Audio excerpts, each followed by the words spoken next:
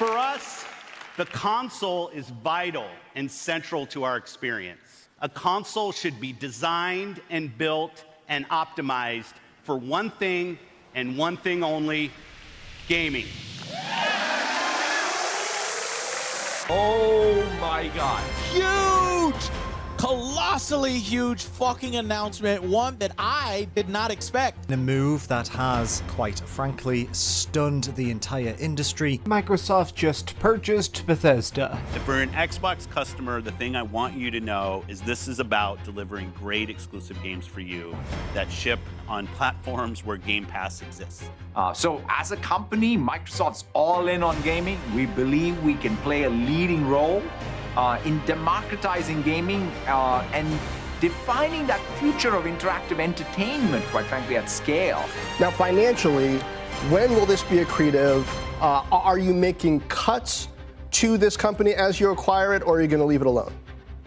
Our plan is to leave it alone. I mean, ZeniMax has an amazing track record of building great games. Our goal is to make ZeniMax the best ZeniMax they can be, working individually with their studios on the great platform technology that we have, getting their creators' feedback into the things that we need to go build. That's just a critical flywheel for us innovating, is the feedback of the world's best creators on our platforms. Our growing family of 23 studios is devoted to advancing the medium we all love.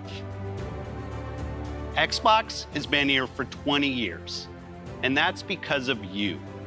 Our team strives to make Xbox a place where you'll find the greatest games, the most dedicated developers, and the most passionate community.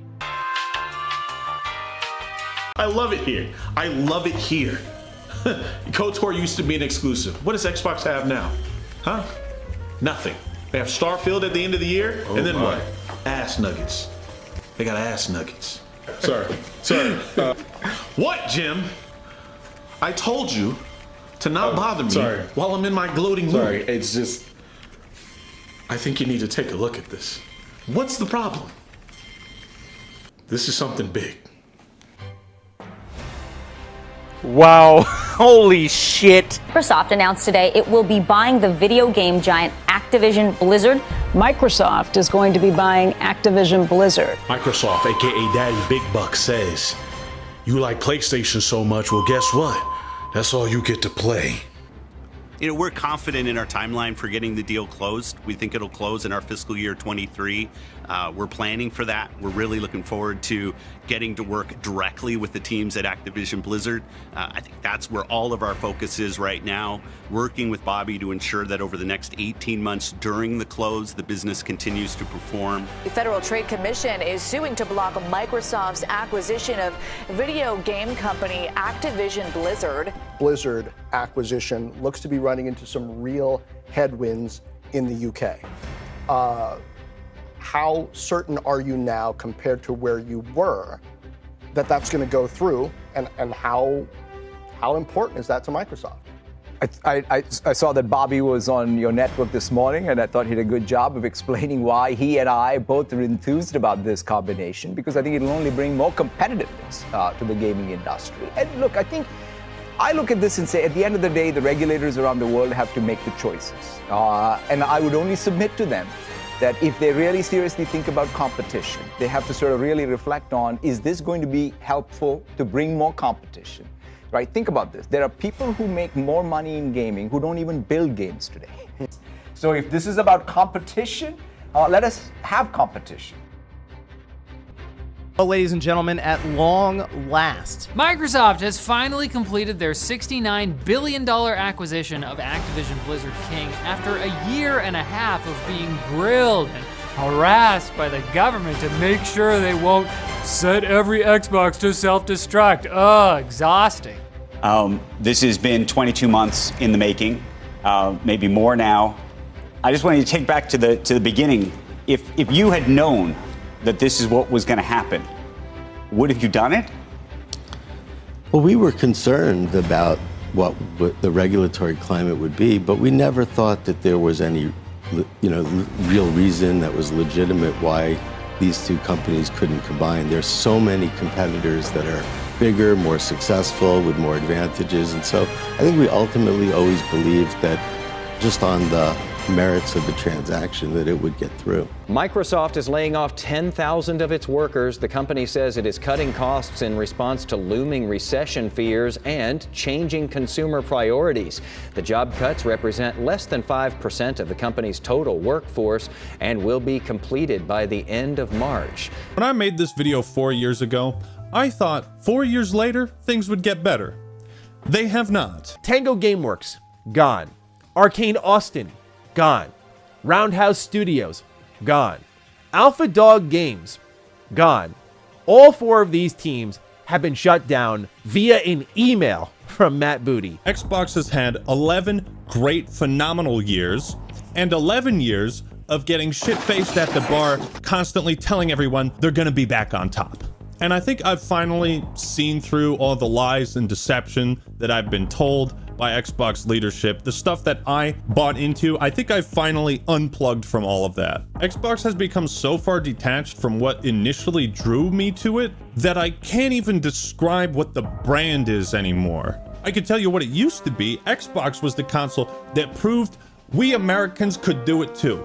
Not just the Japanese, we could do it too. Xbox was a place for the wackiest, most creative niche games, a stunning variety that covered pretty much every genre imaginable, from snowboarding to boat combat. Xbox was a massive innovator in online gaming, couch co-op, graphics, fidelity, performance, and it pushed the technical limitations of the time. But if you ask me to describe what Xbox is now, I would say it's not Xbox. This is... This for that, this for that, this for that, this for that. Who's the black sheep? What's the black sheep? No, not who I am or when I'm coming, so you sleep. Well, you heard the others, only still the lovers. Then, of course, the choice is yours. You can get with this, or you can get with that. You can get with this, or you can get with that. You can get with this, or you can get with that. I feel we get with this, for this is where it's at. Where it's at. Come on. This for that, this for that. So we made the decision that we're going to take 4 games to the other consoles. Just 4 games. Indiana Jones has an exclusivity window, to be fair. Can you solidify that Starfield's staying put for the time being? No. Just 4 games. Just 4 games. Just 4 games. Just 4 games. Like, I'm not, there's no specific game that this kind of goes back to my red line answer. Mm-hmm. Like, there's no reason for me to put a ring fence around any game and say this game will not go to a place that it would find players, where it would have business success for us. For an Xbox customer, the thing I want you to know is this is about delivering great exclusive games for you. Great exclusive games for you. That ship on platforms where Game Pass exists. Just 4 games. And now for something completely different. The Xbox Series generation was sold to us with the idea on Microsoft finally, after several long years of damage control for the Xbox brand and for the Xbox One generation of consoles because of the way that they messed that up just horribly. But with the Xbox Series generation, it was going to be different. They were finally really pushing exclusive console titles, even on PC as well, through the Game Pass subscription and through Steam, coming from Xbox Game Studios and even Bethesda and ZeniMax Games as well. Like, you just had to be there at the time when Xbox announced that they were buying Bethesda. Literally everybody in the Xbox community was hyped over this. Anyone who knew about gaming was hyped for this. The possibility of Fallout New Vegas 2, the possibility of games like Starfield and The Elder Scrolls 6 even being exclusive to the Xbox platform, but also having additional time for Bethesda and other studios to polish their titles, to make sure that they actually come out in good states and they're actually fun to play when they do eventually release. Xbox was dropping Psychonauts 2, Forza Horizon 5, Halo Infinite, Grounded, Pentiment, and even though yes, 2022 was a pretty dry year with only Grounded and Pentiment, they were still releasing some first-party games. And of course, 2023 was a much better year for them. But even with 2022 being Xbox's probably most driest year ever, I would argue that it was also the year that really changed Xbox as an entire brand and as a company.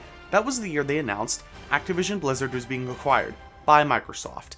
And that is when everybody in the industry knew, okay, they're not playing around. Microsoft and Xbox has screw you money and they wanted to show it to everybody. But that was also when everyone realized that Microsoft now has a near $80 billion debt into the Xbox gaming division, and now they have to make their money back. Naturally, a lot of people thought, oh no, they'll just keep making Bethesda games exclusive, Activision titles will be multi-platform. I don't think many people or anyone really thought that Xbox would be like, hey, let's just go multi-platform with all our titles. And I like to present that I don't believe Xbox going multi-platform is bad for the consumer. I don't think it's bad for really anyone in the industry. More people get to play more games. My issue is that they sold to myself and to millions of other people that this would be the console generation where they would finally focus on exclusive titles. They sold to us the idea of exclusive Bethesda games. They sold to us the idea of exclusive Xbox Game Studios games. And instead of waiting till next generation Xbox consoles come out, they just, hey, switch and bait in the middle of the generation, literally a completely 180 on their entire business plan and say, all games are going to be going to the PlayStation 5 console. There's no red line on anything. Halo could be going, Gears could be going. Forza Horizon 5, one of Xbox's flagship titles, is already making its way over to the PlayStation 5. Sea of Thieves, another flagship title, already making its way over to the PlayStation 5. Indiana Jones from Machine Games, already making its way over to the PlayStation 5. There are so many games that people bought Xboxes for. People knew that these games would be exclusive to the service. They either went out and paid for Xbox Game Pass because they thought, hey, this is a good service to invest into. There's a lot of games. I'm really excited for future Xbox first-party releases coming to my PC for Game Pass or for the console. And yet, Xbox in the end, instead of waiting, and I feel like this would have made a lot more sense on a, hey look, let's be nice to the customer, let's be nice to the community here, and at least wait to release another next generation iteration of the consoles and a brand new generation before we start screwing them over and just blatantly lying and baiting and switching them. No, middle of the generation, they're like, all games are multi-platform. And now it seems like every few weeks or months we have discussions on Xbox's poor marketing or on their lack of releases. And yes, Avowed just released like a week back, and it is a success according to Microsoft and according to Obsidian. They're happy with what they sold so far, and I'm happy for them. But we have to take a look at the just everything that's happened over the past few years. Microsoft has been on a downward spiral with the Xbox brand, and I'm really hoping that they don't in a year or two refocus their ideas again, because where we are now at this point, why is Avowed exclusive? What is the point? Just make an announcement for the PlayStation 5, release that's inevitably going to happen, probably by the end of the year or by early 2026. What is the point of hiding it? What is the point of acting like Avowed is going to be this exclusive title that people should go out and buy an Xbox console for? Just be straight with people. Yeah, all games, just say it, all games are going to be on the PlayStation 5 console and potentially the Nintendo Switch too. That is your goal. That is what I've shown you in the clips that I showed you in the intro, the very long intro. But I showed you that Phil Spencer did state, if we can make money, we're gonna go do it. And Avowed will probably make money on the PlayStation 5 console, and other games will also be making money on those consoles. And naturally, when games are going over to the PlayStation console, you have people worry, oh my god, is my Xbox library going to be safe? What if I don't want to move over to the PC and have your Xbox app on my PC? What if I just completely lose out on all the games from my Xbox library and you guys stop making consoles? Now, I don't think they're going to stop making consoles. I believe that the next generation of Xbox consoles after the Series generation is going to be the last, though. I highly doubt it'll pass 20 million, units of consoles being sold. The Xbox Series generation sold a lot of units initially because of its Xbox's promise with Bethesda, because people thought, hey, Activision games going to Game Pass, that's going to be crazy. And yet, all Bethesda games are probably going to be going over to the PS5 anyway. The Elder Scrolls 6, which was years ago, teased as an Xbox exclusive, is probably going to be launching day and date on the PlayStation 5 as well, which again, no problem with. But for the last several years, since the generation started, since before the generation started, Xbox was on the idea that Bethesda games are gonna be exclusive, and that is why you should go out to buy an Xbox console. Buy it because we have the slightly better controller, at least in my opinion. Buy it because we have quick resume. Buy it because we have the cheapest console and also the most powerful console. Buy it because you'll get access to Xbox Game Pass. Hey look, we have Xbox All Access. You can get a low tier next generation console for $25 a month. No upfront cost, 2 years. That was a fantastic marketing ploy. What they had at the beginning of the Xbox Series generation could have been gold if they just stuck with the idea. Unfortunately enough, and they have pushed for more money, which again, you're a corporation, I will not deny you money, go for as much money as possible, but blatantly lying to consumers is what they have done here. They have lied. They promised exclusive titles with the Series generation, and myself, and I bet many included, have moved away from the Xbox console permanently because you lied to us. Why should I trust you in future iterations of your console? Why should I trust you in future feature iterations of your console? Why do I even bother and go to buy an Xbox console other than what? Oh, we'll have features that other consoles won't have. I don't care. My personal computer is more likely than not going to be more powerful than your console, and I'll still get more customization with it. I'll still have the better service and the cheaper service because for some reason PC Game Pass gets more features like EA Access, but at a lower cost.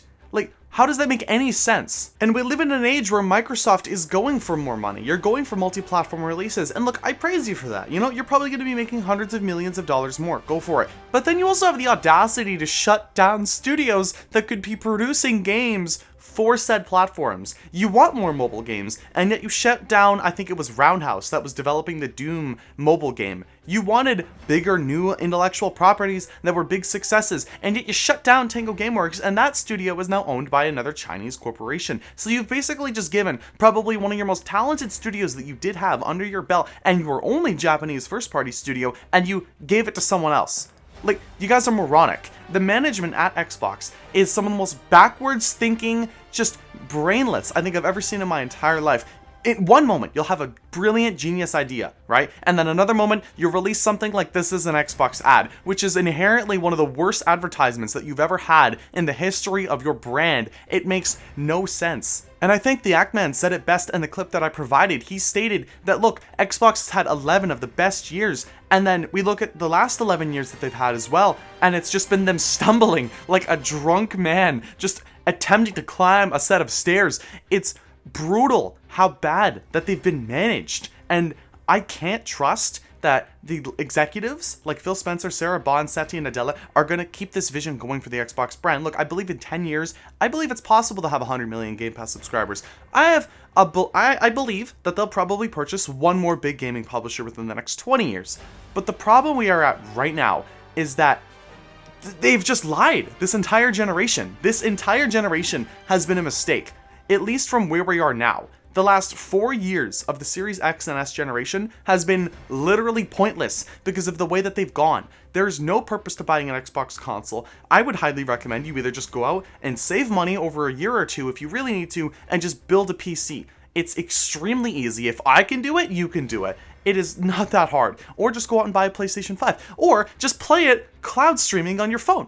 And Xbox is fine with that because you're still playing the title, but there's no reason to go out and purchase the hardware. That is just a waste of money, especially since the next Xbox iteration of consoles might be releasing in like a year or two. The Xbox brand over the last 6 years has been inconsistent and has been full of lies, and in my opinion at least, a complete shit show. Yes, they have been releasing some first-party titles, but not to the extent of what we expected when they were saying, hey look, we're gonna let them take their time and build the games that they want to create. You cannot release subpar to good games and expect your subscription service to blow up to 100 million Game Pass subscribers. You need to be releasing banger after banger, and unfortunately, even though I did enjoy Avowed, it is not one of the quote-unquote bangers that needs to be in the Xbox Game Pass subscription. It realistically, especially with all the delayed time that you gave Obsidian, should have also released day and date on the PlayStation 5 console. I don't know why there isn't a port out for the game, because I don't think Avowed is going to be selling consoles. Thank you all for watching this video. If you want to see more content like this one, consider leaving a like, sharing, commenting, subscribing, and also becoming a member if so choose to. It's as low as $1 and you get early access to all my videos, among other perks as well. Let me know down in the comments below what you guys think about this whole last 6 years of an attempted console generation from Microsoft and Xbox, and I'll see you guys in the next one.